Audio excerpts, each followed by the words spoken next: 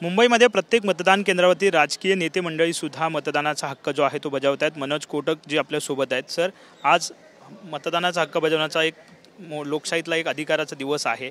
काय एकंदरीत सांगाल, तुम्ही मतदान केलेलं आहे? नाही, निश्चित हा सर्वात मोठा उत्सव आहे। लोकशाही पर्वमध्ये मतदान हा संविधानाने दिलेला अधिकार आहे आणि प्रत्येक नागरिक आपण बघाल तर एक मोठ्या उत्साहाने इथे मतदानाचा हक्क बजावतोय। दर इलेक्शनप्रमाणे आम्ही देखील हक्क बजावला आहे आणि निश्चित यावर्षी एक बलशाली भारत आणि विकसित भारतासाठी मतदान केलं आहे, त्याचा मला आनंद आहे। आपण जर पाहिलं तर 2 टर्म भाजपच्या खासदार इथे आहेत।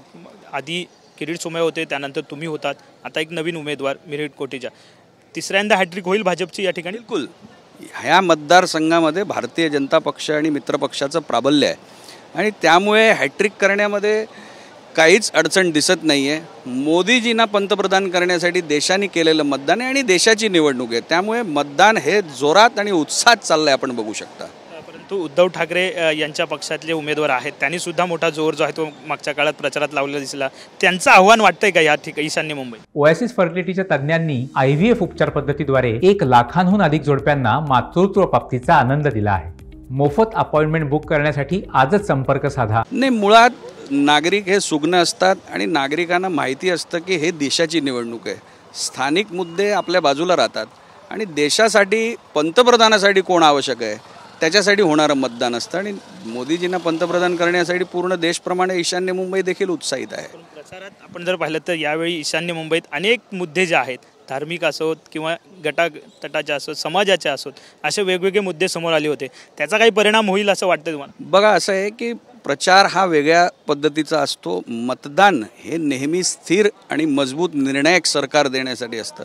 नागरिकांनी बघितले की गेले 10 वर्ष मोदीजींनी ज्याप्रमाणे देशाला नेलं आहे, एक विकसित भारततर्फे आपली वाटचाल आहे आणि नागरिक ह्या सगळ्या गोष्टीला बघूनच मतदान करतो। काय वाटतं, भाजप हॅट्रिक मारेल यावेळी? बिलकुल। धन्यवाद। साहजिकच आहे, मनोज कोटक आपल्या सोबत होते। त्यांनी म्हटले आहे की तिसऱ्यांदा उमेदवार जो आहे तो या ठिकाणी भाजपचा विजयी होईल असा विश्वास जे आहे ते व्यक्त करतात। कॅमेरामॅन रोहन पवारसह विनायक डावरुंग, TVN मराठी, मुंबई।